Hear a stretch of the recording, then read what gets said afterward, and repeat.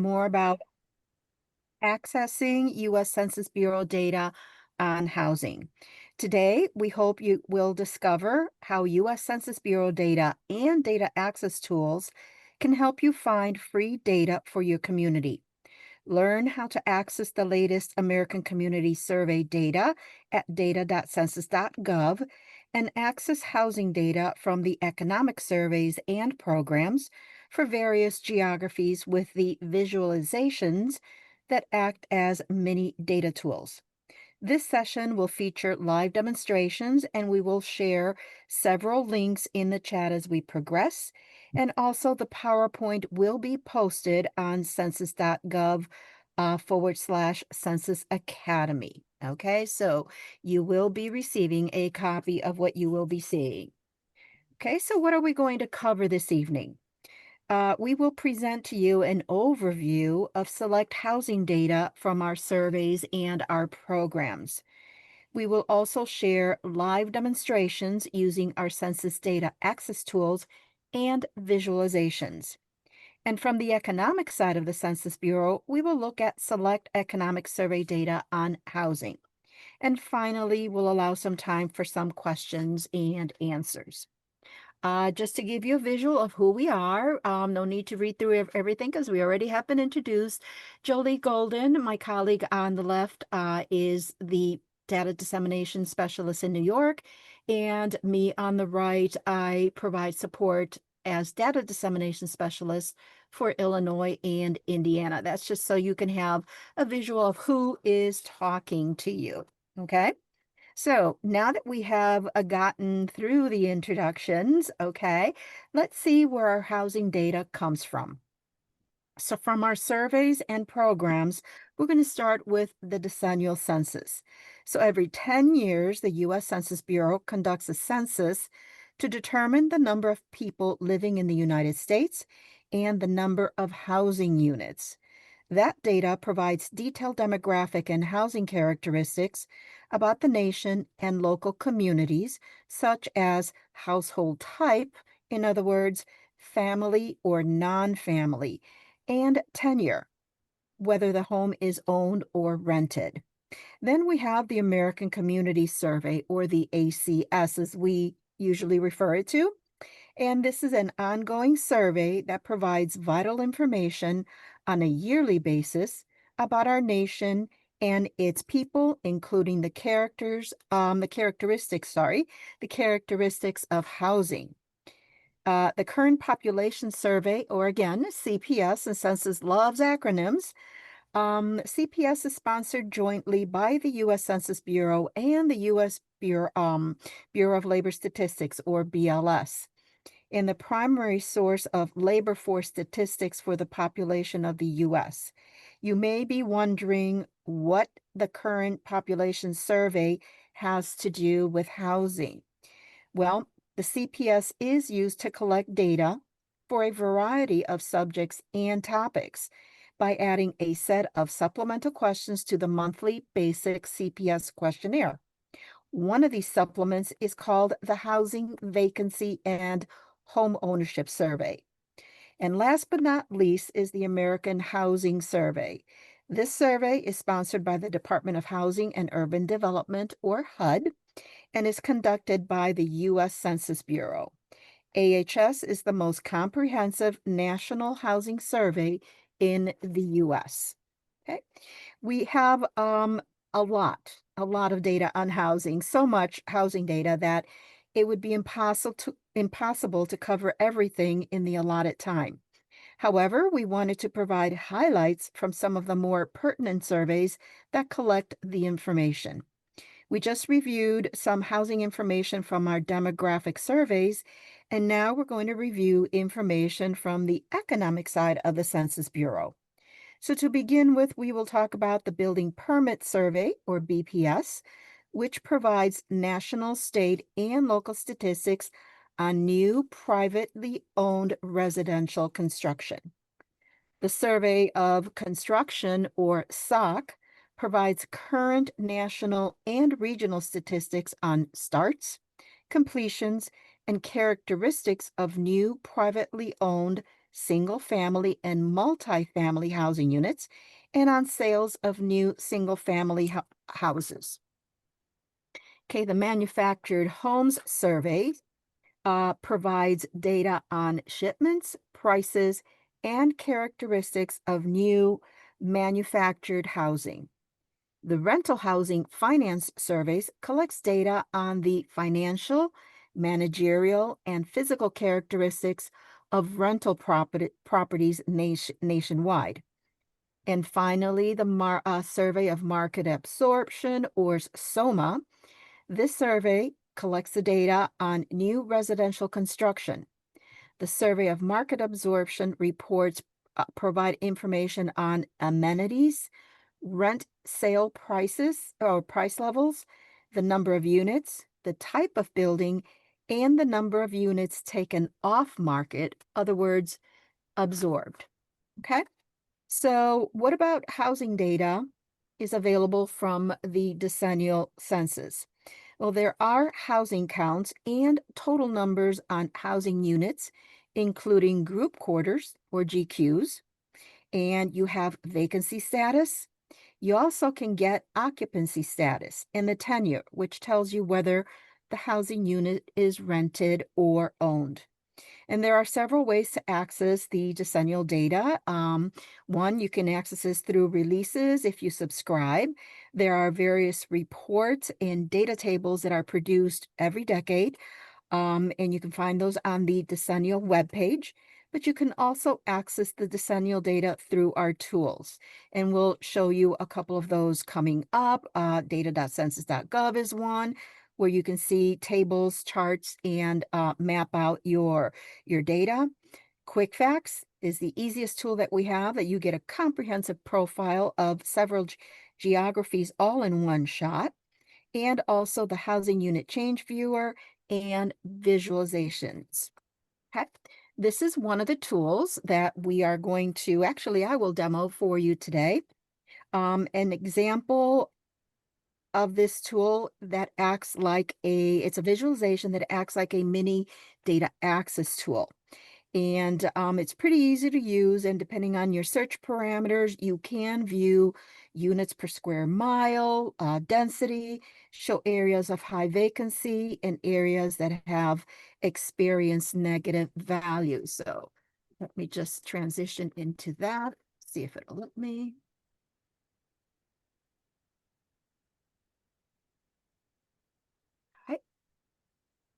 Here we go. Okay. So what you're looking at right now is the national view, and it defaults to all states, but you can also change the view to all core-based statistical areas and or all counties or individual counties if you so like. The top ribbons will deal with population, and the second ribbon will deal with housing. So you can change this view to a local view. You're looking at, on the right-hand side, a ranked list of states based on population. You can click on that and it'll change the perspective based on pop. But since we're talking about housing, I'm going to click on the value and have it change. Right, so now you have a different ranking list. And if I'm interested in New York, I can either click on this link on the right-hand side to change the view, or I can come up here and look at the shape of the state of New York, and immediately you are receiving an interactive display of said data. Okay, you can single out the county if you so wish, up in New York, okay? And or, like I said, come over here to the side and then you highlight it. If you want more data on that, you can change the perspective by doing the counties and coming up to the state identifiers and come down to New York and hit go. And now you have a closer perspective of the state of New York, broken out by counties.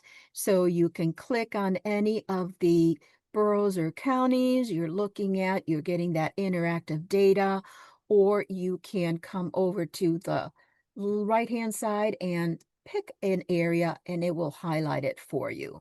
Okay, so differences that you can see and highlight and use to change your perspective if you're interested in housing vacancy rates or the percent change in housing units from 2010 to 2020.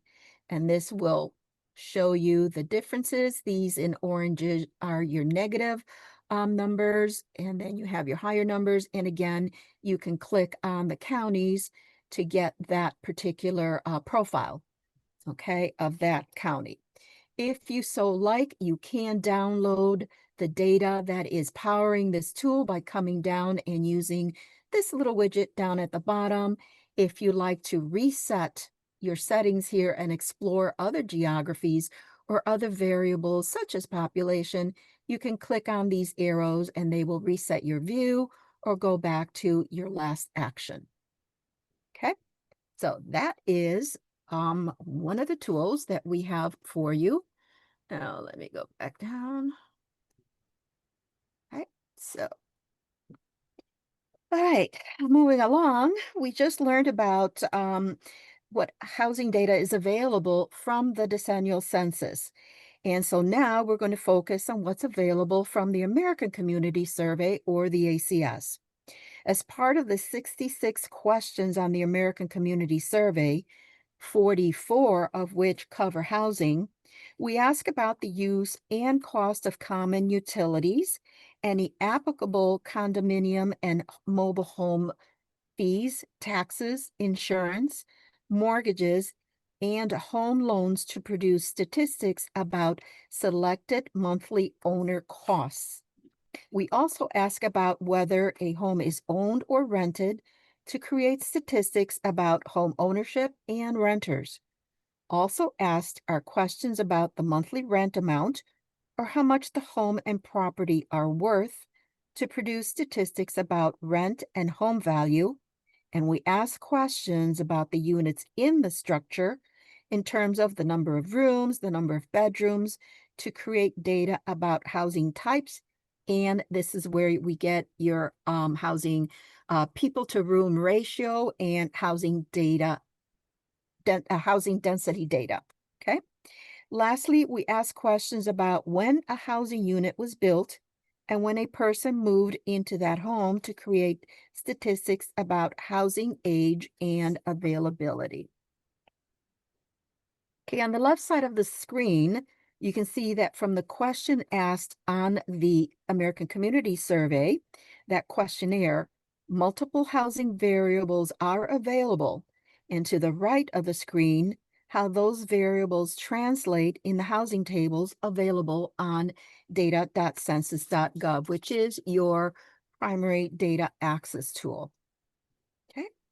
A sampling of where you can find housing data from the American Community Survey are on the screen.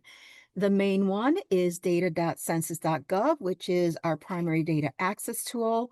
And this is where you are going to pull up data tables. You can create charts and also visualizations in terms of mapping out a variable of your choice. Then we have Quick Facts on the upper right, which is the easiest tool that we have available and provides for a comprehensive profile for 6 geographies, all in one place. And they don't have to be the same geography. You can do comparisons between county, state, nation, or place to county, state, whatever it is that you are looking to compare or just get a profile on. For those of you who do not find what you're looking for in our pre-tab tables or our Quick Facts tool, we do have a microdata access tool that provides you access to the raw data collected from all the questions asked on the ACS questionnaire and some CPS. However, it may limit you to certain geographies, rather counties or, higher level geographies, but you can come up with your own calculations, your own data table based on the variable that you are looking at and also the value, right? And then lastly, we have the application processing interface for those of you who are interested in developing websites that contain lots of housing data. You can tap into what's available on our API. Okay. And so now I'm going to turn it over to Jolie. Okay, Ileana, but you hold on to the slide. Sure. So, hi everyone. So, in order to look more deeply at data.census.gov, we're going to do some live demonstration. We're going to consider a scenario involving Ernesto. Ernesto is considering moving to New York State and wants to compare housing data for all counties in the state. His budget to buy a home is under $700,000. He's been saving up. Given median housing values, which counties in New York State are better options for Ernesto? So now we are going to go I'm going to share my screen. I'm going to stop sharing, Jolie. Thank you. Okay, everyone, I'm going to share my screen.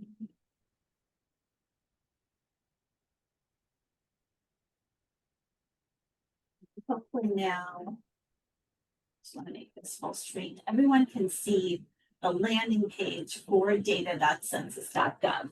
So this is your main way into getting data from those pre-formulated tables. This is going to be cleaner data, more accurate data than you're going to find on the microdata access tool.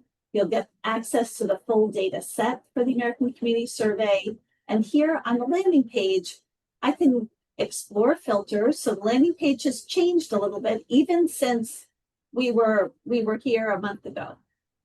You can search by address, or you can use this general search filter. I'm going to explore filters because I want to pull these filters up on the left. And in order to find the data I'm looking for, I can, to make it a little easier, I'm going to select the year, which is 2024. That's the most recent year for ACS data on the website. I wanted to look for counties. So I'm going to look under county. Even though it's all counties in New York State, you look at the lowest level of geography. So here's county. I can scroll down to New York. And then it's easy for me to either search for a county up here or click on all counties within New York. As I make that selection, you can see on the left that the filter loads. It's easy to cross out the filters or clear the filters and then select different ones, but that's what I wanted to select for now. And I'm just giving the tool a second to reload because I'm looking for housing under topics. I could select under any of these topics. I'm going to click housing and then financial characteristics. No, okay. I want, yeah, I do want financial characteristics. And then housing value and purchase price, because we're looking for the median value. Once I make my selections in the filters on the bottom right, I click search. And now I can search for data in any of these tables. You can see, rather than in the general search where I might have gotten thousands of results, this result gives me 30 data sets. As I scroll down, I can see B25077 is median value in dollars for housing. And I click here. The default is going to be, the default here is going to give me 1 year American Community Survey data. If I wanted to see all of the counties in New York State, I would actually want to change the data set to indicate 5-year American Community Survey because there are a number of counties that won't meet the 65,000 or above in population threshold to see American Community Survey 1-year data. So I look at the 5-year data because I really want to look at all of the counties. At this point, we're going to use a newer feature on data.census.gov, which is the charts. So I'm just going to click on chart here. And this is going to show me the median value, and they're currently listed alphabetically by county, but I can sort and do this by descending measures. So if Ernesto's budget is 700,000 or lower, you can see that just, if he wants to max out his budget, and if he wants to live near New York City, which tends to be more expensive, as you can see, Manhattan is at over $1,090,500 in terms of median housing value. He could look in Nassau County and Richmond County and Westchester County. So he could look in Staten Island. He could look in the Bronx, Queens. He'd probably find something. Now, if I want to go back from here into the table, I just click on table up at the top and I can look at view full table. And I just wanted you to know that you can copy this URL at the top if you wanted to share the table, or you could download the table in Excel, CSV, or zip file. So now let's look at, let's say Ernesto wanted to find out more information just about 2 counties. He's got lots of choices. He's decided he wants to see more information about Nassau and Suffolk counties. We're going to stay on data.census.gov and look at data profile tables, which are very rich tables. I'm going to get rid of housing values, and I'm going to get rid of all counties within New York State. If I wanted to, I can actually,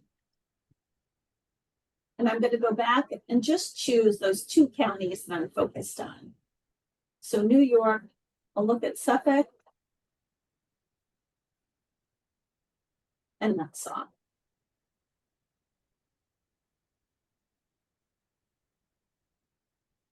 In order to find data profile tables, I'm going to go to American Community Survey 1-year estimates, and then see data profiles. This gives me 4 different very data-rich tables. I'm going to look at DPO4, selected housing characteristics. So for those of you who are really interested in housing, see if I can bring up the chat. I put the link in the chat and that'll bring you right to where I just was. So here, this will bring you right to this table, and you can always swap out different characteristics, but these tables are incredibly helpful. You scroll down, you can see there's really a wealth of data. Now let's look at this a completely different way. By starting at data.census.gov and starting with the map, instead of, we may not know which counties, we want to look at a map and see how we can look at counties and select them in a different way. So here, this gives me a blank slate. I could choose whatever layer I wanted on the map. I'm going to stick with counties, which is the default layer, and zero in on New York. So this allows me to see many different counties, and I can use this select tool and select a whole bunch of counties. Then I can deselect. Let's say I'm not looking for certain of them. The data set I want is I'm going to limit my search to go back to housing, just where we were before, housing value and purchase price.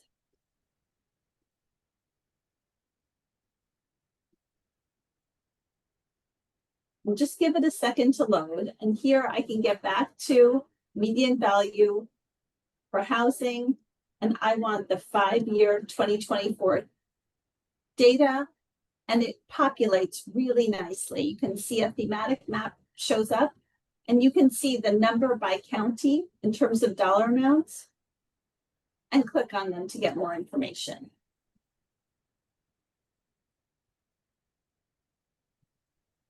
So there's lots more to explore in data.census.gov, but we have so much more housing information to share with you.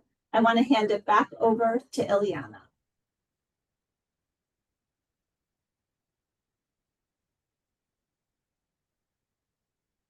All right, so those were great examples on how to use data.census.gov to access the data via tables and or also look at those visualizations that kind of bring home and resonate more with the way that we're consuming data these days. But I wanted to share with you these tables that are the most often sourced American Community Survey tables related to housing on data.census.gov.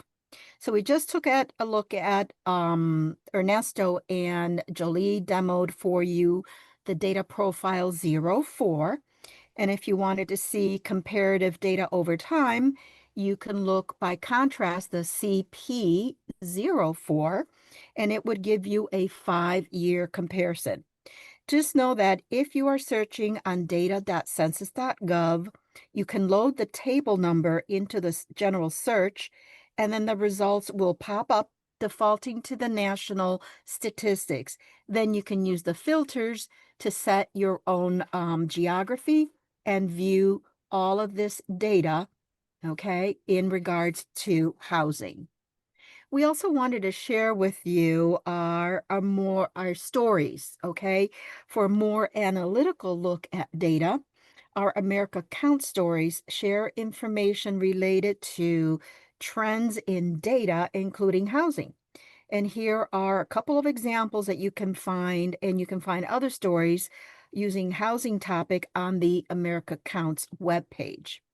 Okay. And so just as a recap of what we went through earlier, because I know it was kind of quickly, aside from the main labor force data that the current population survey collects, we also collect data for a variety of studies in terms of adding that additional question or those additional questions in the supplements. And one of these questions include the Housing Vacancy Survey, which provides quarterly data on vacancy rates and the characteristics of the vacant units. From the Housing Vacancy and Homeownership Survey data, it provides current information on the rental and homeowner vacancy rates, the characteristics of units available for occupancy. And these data are used extensively by public and private sector organizations to evaluate the need for new housing programs and initiatives. And in addition, the rental vacancy rate is a component of the index for leading economic indicators, and it is used by the federal government and economic forecasters to gauge the current economic climate. Okay, this is an example of the housing vacancy survey data for the fourth quarter of 2025, showing the national rental vacancy rate standing at 7.2, the national homeowner vacancy rate standing at 1.2, and then the home ownership rate at 65.7. And at the right is a time series graph of home ownership vacancy rates versus the rental vacancy rates. And these are all available for you if you need graphics and or the report that you can tap into 24/7 on census.gov. Okay, and next is the American Housing Survey. AHS is a longitudinal housing unit survey conducted biannually in odd number years with samples redrawn in 1985, 2015, and 2025. The data is available at the national level as well as for 29 major metropolitan areas. And the next AHS release will include content on arts and culture, home accessibility, climate risk, and insurance. So when searching for American housing data or AHS, you can use the American Housing Survey table creator. Now, we're not going to go into this one because there is a video tutorial that provides a brief overview of the AHS and the table creator interface, as well as several demonstrations on how to create tables located on the AHS Table Creator webpage. Okay, so on the economic side of the data, the Building Permit Survey, or BPS, provides national, state, and local statistics on new privately owned residential construction. The data are available monthly, year to date, and annually at the national, state, county, and place level. This is where you can get really local with your data search. And we have a visualization that lets you access and visualize the data collected from the building permit survey. Okay, and so this is, let me segue into the demonstration of the tool. Oops, there we go. It is loading. Okay, so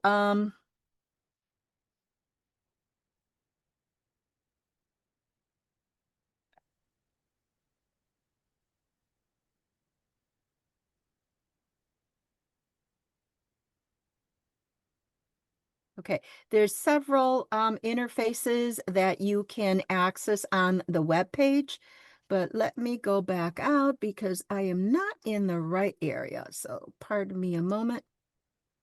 It did not take me to, all right, hang on a second.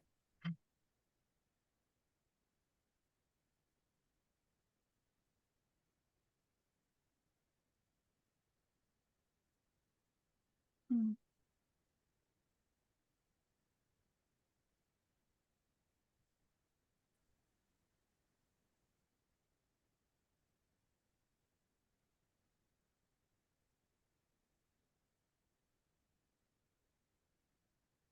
Okay, so in order to access the tool, you will go to the infographics and visualizations, which you can access to the data and maps tab on the main page of census.gov. You will navigate to the right, click on visualizations, and this is your way of accessing different visualizations depending on your topic. Click on the topic for housing. Okay, and you will have the building permit visualization tool pop up on the right-hand side. Now, there's a scenario that we're presenting to you that will illustrate the navigation and the use of this tool. So we have Paul, who is a residential carpenter, looking for more work than his local area has to offer. And he can relocate quickly and easily since he has access to housing in the area. Now, he is looking for a few counties, excuse me, in the New York area where there is continuous building activity in the multi-unit family sector, if you will.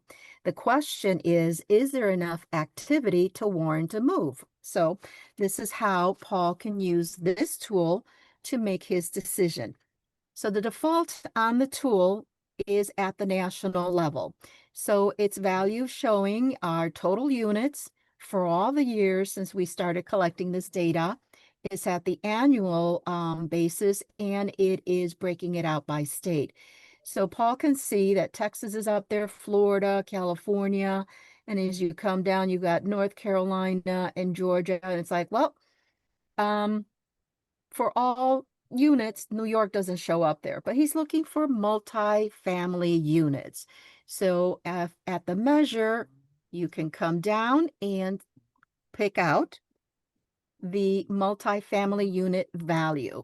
Okay, this is going to change the perspective. Now, also, here it is. Here's where New York shows up, right?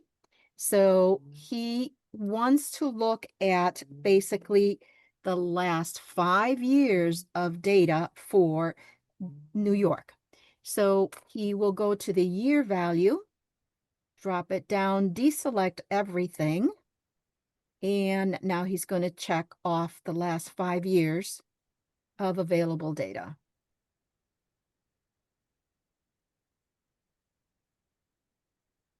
Moving kind of slowly, but it's getting there. Okay, so now he has his 5 years worth of data. Now, he's got it at the annual marker, which is good. And now it is showing again by state, and here is New York. He wants to look at it more closely, so he wants to do the county view. So at the geographic type, which now is at state, he's going to pop out and say, I want to look at it at the county level. But then he's going to have to come over to the state and identify the state as New York, because it is going top down and showing the top counties. So he deselects all, scrolls down to New York. Okay, and now he has a representation of multi-unit building permit activity for the 5-year period that he's looking at, an annual basis, although he can look at monthly and year-to-date data. Okay, leave it at annual, and he's looking at the county place level data. Now, within this, he's looking at Kings County, Queens, Bronx, New York County, or, New York and Westchester are and Bronx, they're kind of like on the downward slope, so he's excluding those. So it's a choice between Kings and Queens. He's going to look at Queens County by place. Okay, so again, we go up to the geographic type and click on place.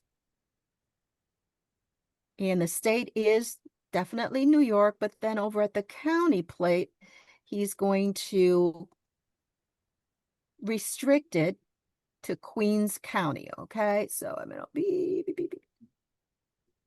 Here we go.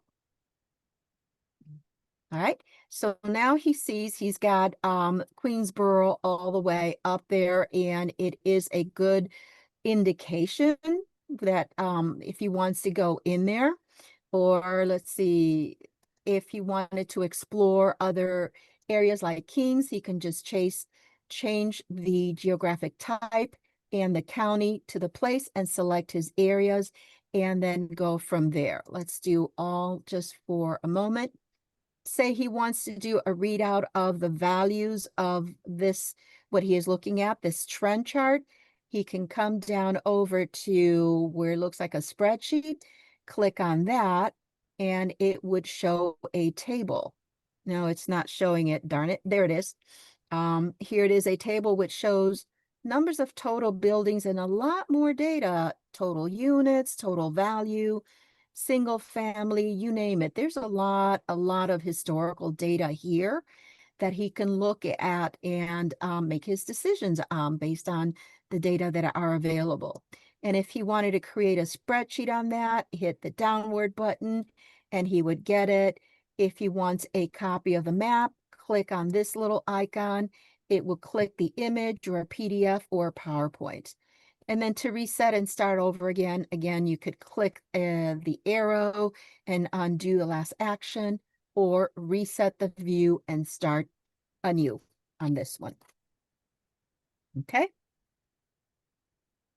So now to continue, let me pop back up. Okay, pardon on that.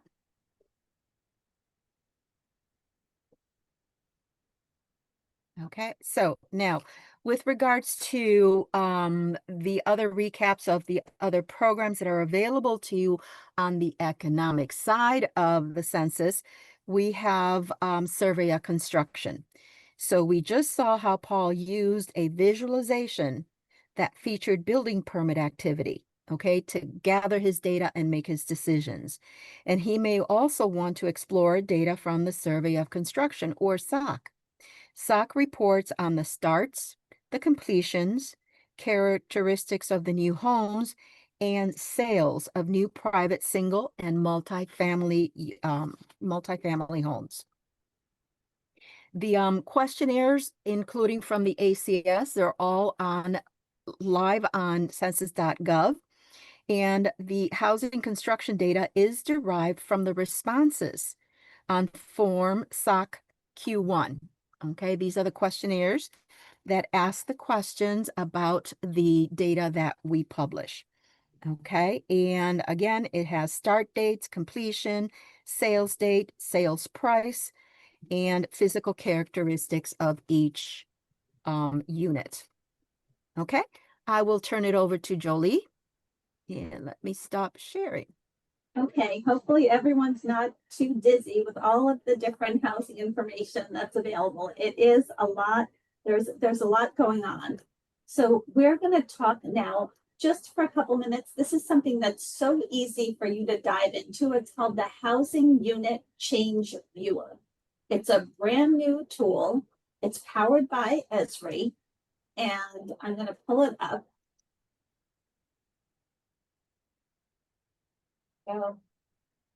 But I put the link in the chat for anyone who wants to pull it up themselves. Now you can see my screen. This is what the tool looks like when you start. I also just wanted to pull up the, yeah, here's the tool. And we are going to look, let's talk a little bit about the tool. You can see up here at the top, you can change the view to percent change in housing. So this shows it's produced by our geography team, and it shows the change in housing from 2020 to 2025. The 2020 data relies on decennial census data, and then we rely on other data, including American Community Survey data, to get us through up till 2025. One of the reasons this tool is so important and helpful is because we will soon be doing in 2027 the local update of census addresses for the 2030 census. So that's something that I can tell you that New York City Planning is looking at and considering and doing all they can to make sure that we have all of the addresses in New York City so that we can count people once, only once, and in the right place in 2030 at all of those addresses. Here, I'm zooming into the tool, and now on percent change. I could also click on percent and numeric change, but I feel like this view gets a little busy. But you can see on the left in the legend, this is currently showing county level data. As I zoom in, I'm just going to click back on percent change. As I zoom in, you can see how we go into deeper and deeper into smaller, more granular geographies. So now we're at the census tract level. I also could search up here on the right and put in Kings County, New York to see data in Brooklyn. I'm going to the home borough of Medgar Evers College. So zooming in a little more so we can really see that census tract data. Here's Kings County, and where it's darker green shows a much greater increase in housing. So I'm going to use Coney Island. You know, I spent some time during the decennial census on the boardwalk there, getting people to complete the census. And I'm going to click on one of these census tracts.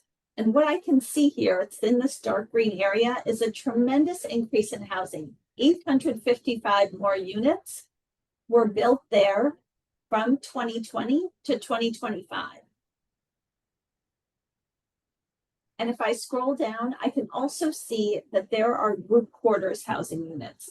Now, what are group quarters?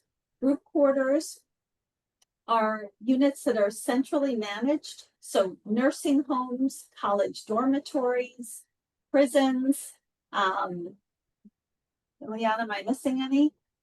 Those are all skilled nursing facilities, and group homes are counted as group quarters instead of individual housing units, because they account for about 3% of housing units across the country. What's important about group quarters is where you see purple sometimes on this map is where there's been a decrease in housing. That may be because the housing is changing there and they raised some units to the ground. But it also may be that there was a reclassification of units from individual housing units to group quarters. So in this example in tract 354, it moved from 0 group quarters to 2 group quarters from 2020 to 2025. And there was a decrease in the overall number of housing units. So I just wanted to mention that because that may explain where there's some decrease. But it's a handy tool, and it's something that is very accessible. Literally, you're just scrolling and zooming in, no filters, and you can change what's at the top. Now let's go from here. Just to wrap up, because we're getting close to time, but we do want to take any questions. Feel free to add them to the chat, or I'll stop in just a minute. Just a little more on the housing unit change viewer. This is a link to a very handy 7-minute video where there's more live demonstration. I also wanted to show you that we included 2 different cheat sheets on overall housing data, one for demographic resources and the other for economic resources. And we will share the presentation after the session.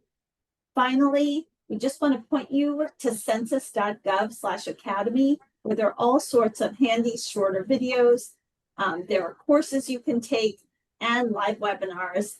In addition, you can contact us. I'm going to share our contact information on the next slide, but also you can reach out if you're interested in a presentation for your local organization, city agency, council district, etc. You can reach us at census.askdata@census.gov, or here's our contact information. And I cover New York City. I'm going to put my email address in the chat. So that concludes what we have to share with you today. And hopefully you all found it to be helpful. We appreciate you joining us. And if anyone has any questions, I don't know, Erin, if you can let people unmute, or if Dr. Blair would like to say a few words. I just want to thank you both for this wonderful presentation, and for that data, our power. And so for all the participants, please share with your constituents, with your network, value of attending our series. I can't tell you how fast the time will go by as we approach 2030 census, and doing that lead research will definitely help with any undercount that you may experience. So once again, thank you, Joli. Thank you, Ileana, and see you soon. Thank you, Dr. Blair. I believe our next session will be in person at the Bunch Center. I feel like we're missing Latoya. I don't have the date right in front of me. March 19th. March 19th will be in person at the Bunch Center. More information will be coming your way, and it will be census data for grant writing. And I'll be there in person. I look forward to hopefully seeing some of you and to sharing how to access census data that's helpful for your grant writing purposes. Great, great. That should be good. I'm hopeful the academic community will come out for that as well. All right. Any questions from the audience, or your time is up?